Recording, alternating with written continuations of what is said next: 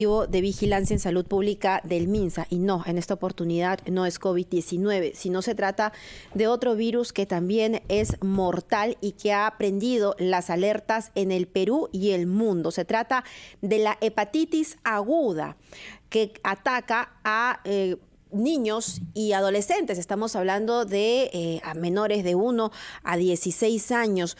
¿Cuáles son los síntomas? ¿Qué debemos saber de esta hepatitis aguda y por qué se ocasiona? ¿Qué es lo que lo genera? Doctor Munayco, muy buenos días. Buenos días, Mabel y Carlos. Cuéntenos, por favor, en principio, ¿se han detectado esta hepatitis aguda en niños o adolescentes aquí en nuestro país ya? No, todavía no tenemos ningún caso. Igual el sistema de vigilancia, a través de la alerta que se emitió hace unos días, está atento a identificar algunos de los casos si es que se presentan. ¿Cuáles son los síntomas? Sí, bueno, en realidad es una enfermedad que todavía no tiene una causa conocida y generalmente se caracteriza por presentar ictericia, ¿no? Un color amarillo de la piel o de las mucosas, así como dolor abdominal, náuseas y vómitos. Fiebre puede haber en algunos casos y también en algunos pacientes, que son un número mucho menor, se ha visto algunos síntomas respiratorios. Doctor Munayco, los síntomas o el efecto en la persona, me refiero a los daños, los estragos, ¿pueden ser similares o hay alguno que sea diferente con relación a otros tipos de hepatitis que ya conocemos en el país? No, en general es un cuadro clínico similar a otras hepatitis. El tema principal aquí es que no sabemos hasta ahora qué cosa lo causa. Se han propuesto diferentes hipótesis, pero todavía están en investigación. ¿Y cuáles serían esas hipótesis si nos pudiésemos aproximar a ellas? Sí, bueno, cuando se producen este tipo de casos en los cuales no se conoce, generalmente se hacen diferentes estudios, ¿no? Para poder identificar o tratar de ver qué exposición es la que ocasionó este tipo de enfermedad. Entonces ahí se empiezan a estudiar, por ejemplo, exposiciones a alimentos, exposiciones a otros virus, ¿no? Se empiezan a ver si hay exposición a contaminantes, a tóxicos, ¿no? Hasta ahora lo que se ha encontrado es que se está relacionado a un adenovirus, pero todavía eso no es concluyente. Se ha visto que cuando ha habido un incremento de este adenovirus se han presentado estos casos, pero todavía no es concluyente. También se están evaluando alimentos, se están evaluando algunos contaminantes, pero hasta el momento no hay ninguna causa conocida. Sí, aún no llega a nuestro país, o por lo menos aún no se ha detectado ningún caso de manera oficial en nuestro país. Pero ¿por qué se prenden las alertas? ¿Qué está pasando en el resto del mundo?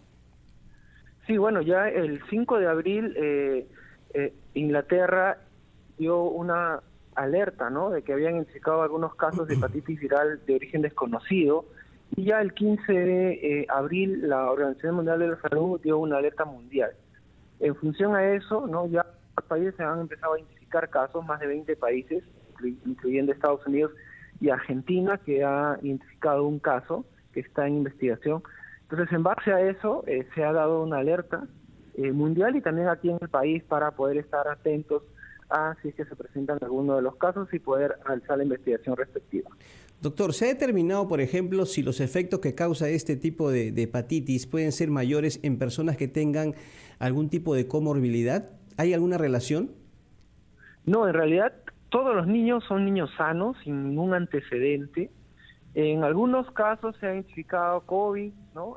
Pero en realidad todavía no se sabe realmente cuál es la causa. El tema principal aquí es que son niños sanos, ¿no? Entonces eso es lo que ha generado la alerta.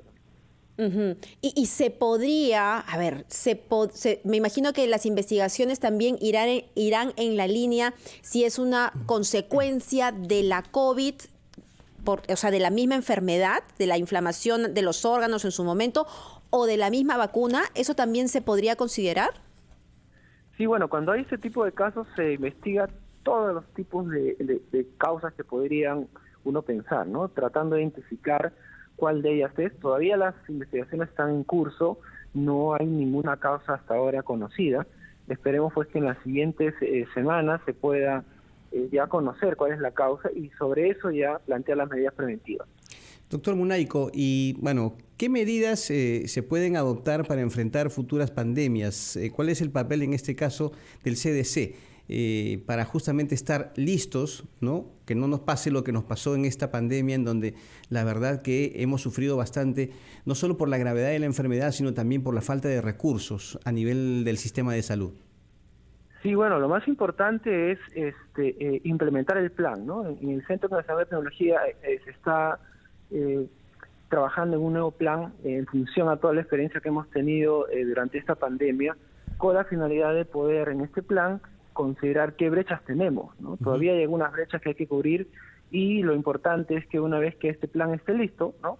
Como ministerio empecemos a implementar este plan. Por otro lado, también es necesario el concurso, ¿no? En este plan de los otros ministerios, ¿no? Porque este es un problema multisectorial. Cuando se presentan las pandemias generalmente involucra a todos los ministerios. Entonces es importante que el país se vaya preparando ya en función a lo que hemos vivido con el COVID para obviamente tener un menor impacto, ¿no? Si es que se presenta alguna pandemia más adelante. Y doctor, yo sé que no hay pues una explicación clara de las causas de esta enfermedad, pero ¿puede haber alguna recomendación, sobre todo a los padres de familia o a los propios jóvenes, para de alguna manera fortalecer el organismo ante esta situación, para justamente evitar estragos de la enfermedad? No sé, se me ocurre la alimentación.